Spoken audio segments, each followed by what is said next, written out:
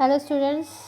पिछले लेक्चर से हम कर रहे हैं जायसी की काव्यगत विशेषताएं, जिसके अंतर्गत हमारा अगला जो शीर्षक है वो है विरह वर्णन। जायसी का जो विरह वर्णन है वो बहुत ही ज़्यादा प्रसिद्ध हुआ था और इसी के कारण उन्हें प्रेम की पीर का गायक भी कहा जाता है। प्रेम के वियोग पक्ष का उनके काव्य में बहुत ही मार्मिक चित्रण उपलब्ध होता है। पद्मावत महाकाव्य को हम विरह वर्णन की दृष्टि से विशिष्ट मान सकते हैं। रत्नसेन का पद्मावती विषयक दारुण वियोग एवं रानी नागमती का वियोग वर्णन जो है वो हिंदी साहित्य की अनुभव निधि है।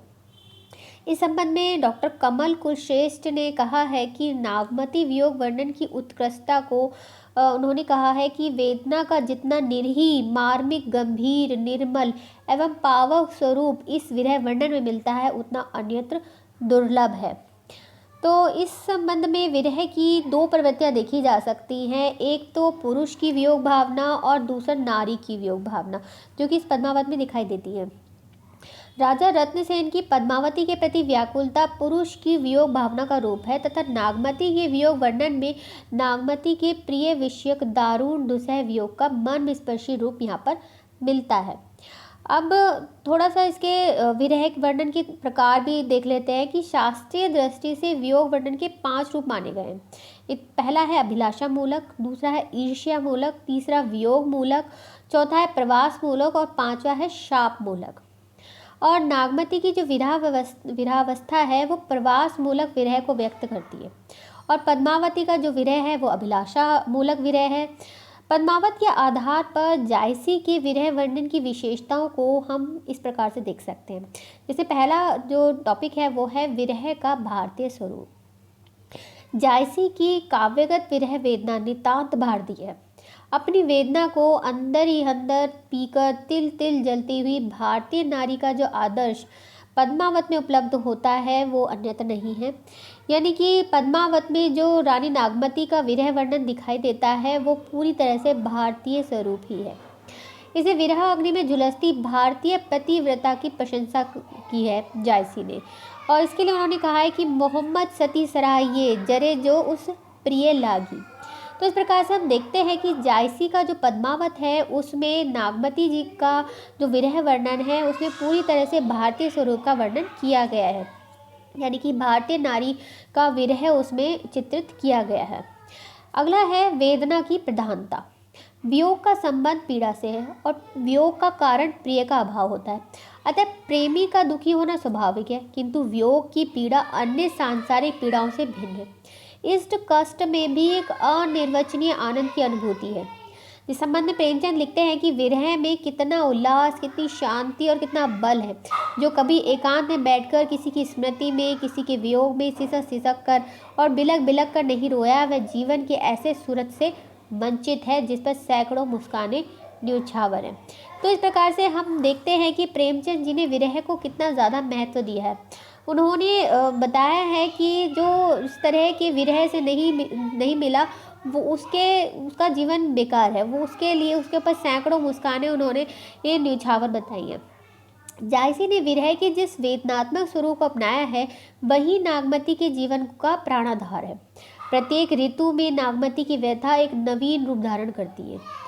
इस तरीके से जायसी ने जो हर एक मास के अनुसार नागमती का जो विरह दिखाया है वो महत्वपूर्ण है।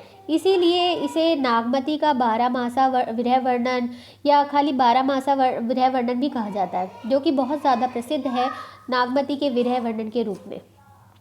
अगला है अश्रु मेहता। अश्रु मेहता वियोगिनी रक्त के आंसू गिरा गिरा कर प्रिय को स्मरण करती है। अन्यत्र जायसी नागमती के वियोगजन्य करुण अवस्था को भी अभिव्यक्त करते हैं। कहने का मतलब है कि वियोग है तो अश्रु तो होंगे ही, और वियोगिनी या वियोगी अपने वियोग को अश्रु के माध्यम से व्यक्त करता है, और ये अश्रु कोई साधारण नहीं होते, ये लगभग रक्त के समतुल्य ही होते हैं। अगला है व्यापकता। जायसी के वियोग वर्णन में व्यापकता है। पशु, आकाश, धरती, पाताल सब कुछ विरह से आपूरित हो जाते हैं।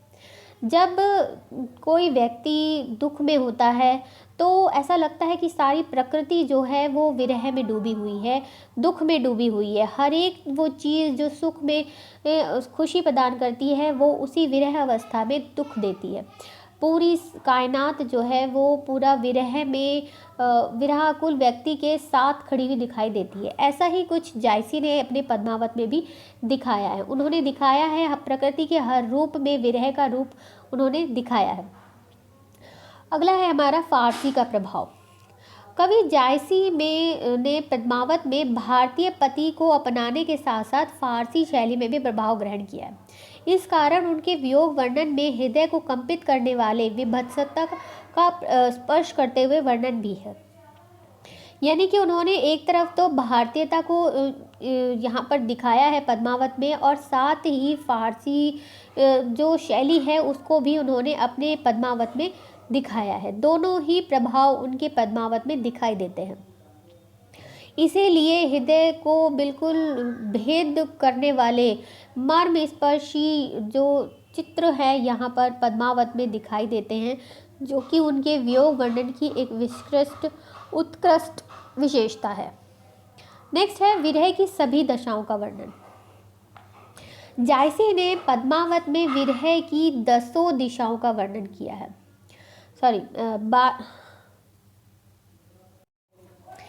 तो जायसी ने विरह की सभी दशाओं को दिखाया है। उन्होंने जितनी भी दशाएं विरह में होती हैं उन सभी दशाओं का वर्णन अपने काव्य में किया है, जो कि 11 दशाएं हैं। और वो 11 दशाएं क्या हैं? वो है अभिलाषा, चिंता, स्मृति, गुण कथन, उद्वेग, प्रलाप, उन्माद, व्याधि, जड़ता और अंतिम है मरण। क्योंकि वियोग जो है वो अभिलाषा से शुरू होता है और मरण पे ही खत्म होता है। अगर उससे पहले वियोग जो है वो समाप्त नहीं होता, या तो प्रिय के उसको दर्शन हो जाते हैं, प्रिय की मिलन हो जाता है, या तो वियोग ही समाप्त हो जाता है, और या फिर वियोग का अंत सिर्फ मरण से ही होता है। तो इसीलिए जो जायसी हैं उन्होंने वियोग की सभी दशाओं का यहाँ पर वर्णन किया है, और उन्होंने दिखाया है कि किस तरीके से जो रानी नागमती है अपने प्रिय यानी कि रत्नसेन के विरह में बहुत ज़्यादा दुखी होती है, और साथ ही यहाँ पर से नागमती विरह वर्णन ही नहीं, रत्नसेन का भी वियोग वर्णन इन्होंने दिखाया है। उन्होंने दोनों ही तरह के वियोग वर्णन का यहाँ पर वर्णन किया है। और जैसे कि प्रिय रत्नसेन के प्रेम की उष्णता को स्मरण करते हुए नागमती उनका गुण कथन करती है। कैसे करती है कि आई सूर होई तपुरे नाहा, ते ही बिनु जाड़ न छूटे माहा। तो मरण जन्य अवस्था को भी कवि ने अत्यंत मार्मिक रीति से अभिव्यक्त किया है। जैसे कि रकत बुश मास गरा, हाड़ भऊ सब सरर, धनी सारस हुई रति मुई, पीऊ समरही पंख। तो इस प्रकार से हम देखते हैं कि जो विरह की सभी दशाएं हैं जायसी ने उनका अपने काव्य में प्रयोग किया है और सभी दशाओं का वर्णन किया है। तो अगला है आत्मसमर्पण की भावना। आत्मसमर्पण। जायसी की पद्मावत की नायिका जो है वो वियोग के दारुण कष्ट को सहते हुए भी प्रिय के प्रति पूर्ण समर्पित है। वह अपने शरीर की राख भी प्रियतम के मार्ग में बिखेरने की अभिलाषा व्यक्त करती है। इसका एक उदाहरण हम देख लेते हैं कि यह तन जारो के कहो के पवन उड़ाव, मकुते ही मारग उड़ी परे, कंत धरे जह पाओ। तो इस प्रकार हम देखते हैं कि नागमती का जो विरह वर्णन जायसी ने अपने काव्य में दिखाया है वो इतना ज़्यादा समर्पित है कि उसके लिए वो अपने आप को निछावर करने से ही पीछे नहीं हटती। वो नागमती की विरह की वेदना में भी असीम आनंद का अनुभव करती है, यानी कि विरह वेदना में भी उसे आनंद ही आता है, वो उससे पीछे नहीं हटती। वह प्रिय वियोग में प्रिय के इतने समीप हो चुकी है कि उससे विलग होना ही नहीं चाहती और कहती है पिफरी पिफरी बुझई तजऊ न थारू, कि भले ही ये शरीर जो है वियोग में तप तप कर नष्ट हो जाए लेकिन फिर भी वो जो है अपने प्रिय से दूर नहीं होना चाहती, उसके लिए पूरी तरह से वो समर्पित है। नेक्स्ट है हमारा 12 मासा वर्णन, जिसके लिए कवि जो है वो मुख्य रूप से प्रसिद्ध हुए हैं। जायसी ने प्रत्येक माह में नवीन हो उठती नागमती की वियोग दशाओं की मार्मिक चित्रण खचित किए हैं। उन दशाओं में भावुकता, संताप, उद्वेग, वेदना का कोमलतम स्वरूप एवं भारतीय आदर्श दाम्पत्य का चित्रण है। आचार्य रामचंद्र शुक्ल जायसी के 12 मासा वर्णन की प्रशंसा इस प्रकार करते हैं कि नागमती के विरह वर्णन के अंतर्गत यह प्रसिद्ध 12 मासा ही है, जिसे भिन्न भिन्न महीनों में होने वाले आंतरिक मनोव्यथा का चित्रण मिलता है। इसे वेदना का अत्यंत कोमल निर्मल स्वरूप, हिंदू दाम्पत्य जीवन का अत्यंत मर्मस्पर्शी माधुर्य, अपने चारों ओर की प्राकृतिक वस्तुओं और व्यापारों के साथ विशुद्ध भारतीय हृदय की साहचर्य भावना तथा विषय के अनुसार भाषा का अत्यंत स्निग्ध, सरल, मृदुल और कृत्रिम प्रवाह देखने योग्य है। तो जायसी के 12 मासा वर्णन की एक विशेषता यह भी है कि एक और उन्होंने प्राकृतिक वस्तुओं तथा क्रियाकलापों एवं उत्सवों से प्रेमी हृदय पर पड़ने वाले प्रभावों का चित्रण किया है तथा दूसरी ओर प्रकृति के सहज रूप को भी मर्मस्पर्शी बना दिया है। जायसी की नायिका नागमती वियोग में एक सामान्य विरहिणी मात्र रह गई है और उसे आनंददायी एवं कष्टप्रद दोनों ही वस्तुएं पीड़ित करती हैं। दूसरों के सुख और उसकी पीड़ा में उसे और भी अकेला कर देता है।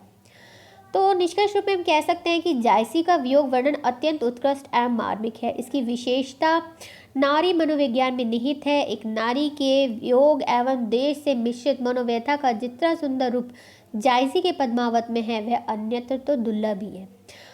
तो ये था जायसी का विरह वर्णन। तो आज के लिए इतना ही। आगे का जो कला पक्ष विशेषताएं, आगे का जितना भी काम रह रहा है वो हम अगले लेक्चर में करेंगे। तब के लिए थैंक यू।